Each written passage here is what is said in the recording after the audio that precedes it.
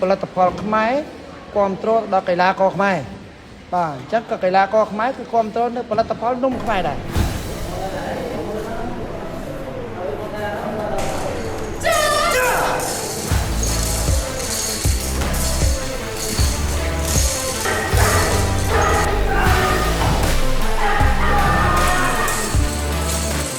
ដូចយើងឃើញសកម្មភាពហើយមែនតើក្រុមហ៊ុននេះដែរដែលជាក្រុមហ៊ុនផលិតនំជាង20ប្រភេទផលិតនៅស្រុកខ្មែរហ្នឹងបាទអញ្ចឹងដោយក្រុមហ៊ុននេះដែរបានមើលឃើញអំពីសកម្មភាពនៃកីឡាវ៉ូវីណាមរបស់យើងដែលយើងនឹងត្រៀមប្រកួតនៅក្នុងខែវិច្ឆិកាខាងមុខនេះ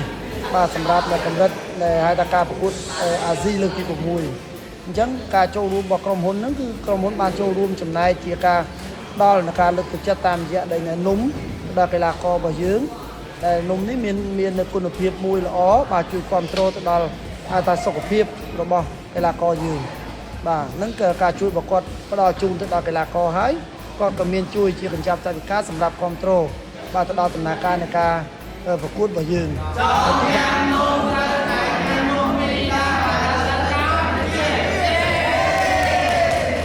មីស្រួយមាត់ធំមីដាក់ផលិតនៅកម្ពុជាដំបូងគេ